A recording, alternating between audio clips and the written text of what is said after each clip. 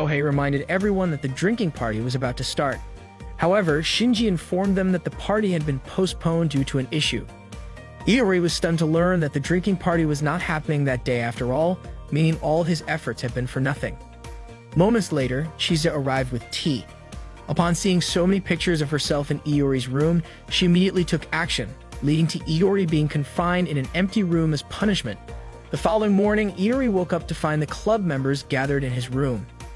Curious about their presence, he asked why they were there. It turned out that the room was their usual gathering spot and they couldn't just change it because of him. Iori then headed to the shop where Toshio and Nanaka greeted him. Nanaka even complimented Iori for wearing clothes that day. Toshio inquired about any club activities scheduled. That day was meant for introducing new members who had joined. Nanaka asked how many new members there were. Ryujiro mentioned that 3 new members had joined: Kohei, Iori, and Chisa. Iori wondered why Kohei had come to Grand Blue. It turned out the seniors had informed him that voice actress Mizuki Kaya would be arriving at 10 o'clock.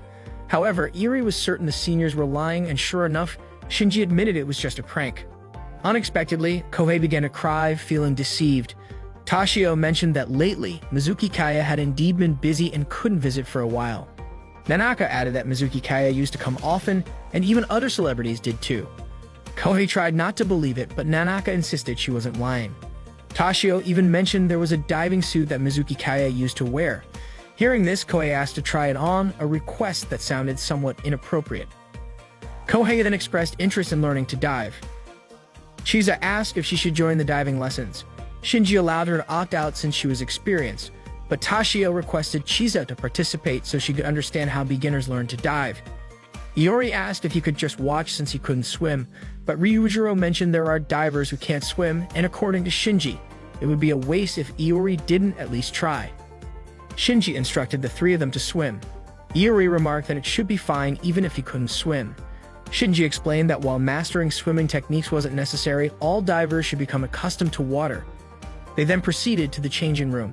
The seniors explained that individuals afraid of water aren't suited for diving because they might panic during problems, making it hard to control breathing and leading to rapid air consumption. Therefore, safety is crucial, and they need ample practice.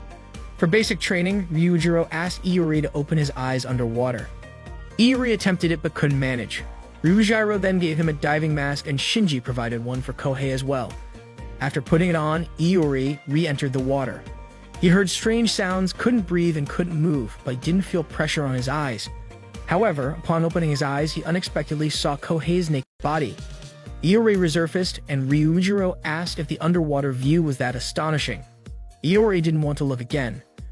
Kohei scolded Shinji for removing his pants underwater, but Shinji claimed he was just helping Kohei stay calm. His diving equipment came off.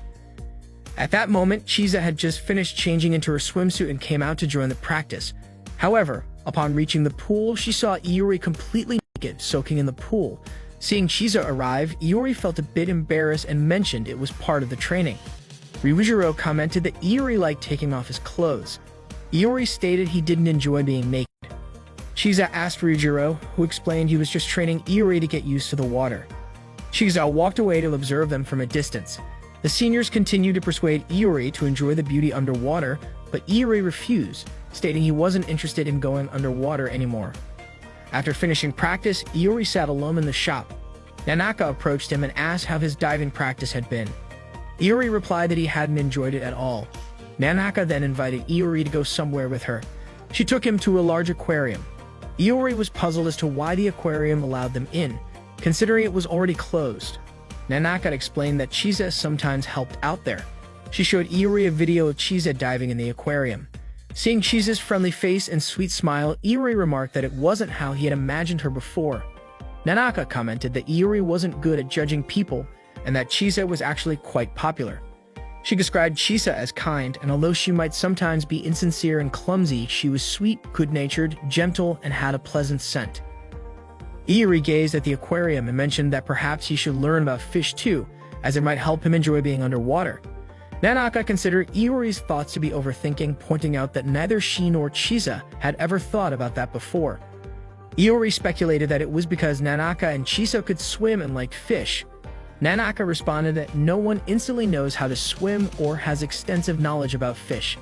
They just want to experience what it's like. Iori didn't quite understand what Nanaka meant.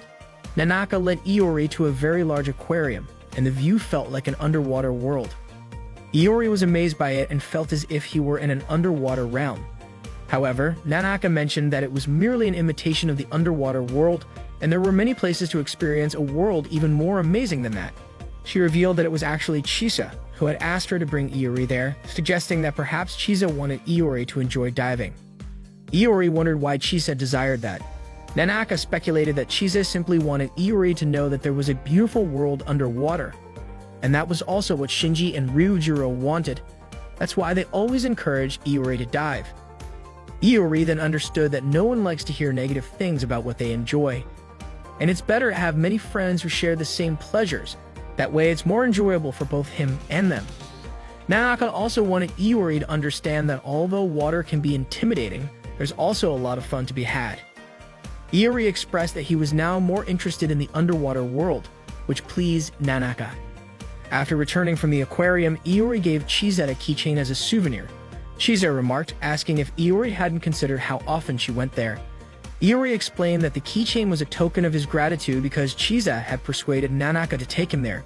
Chisa simply wanted Iori not to belittle diving activities, and Iori responded that he would give it a try. Chisa accepted the souvenir and asked how it felt underwater. Iori admitted that he didn't like it yet, but he wanted to get closer to it, which is why he wanted to give Chisa that gift, and he thanked her.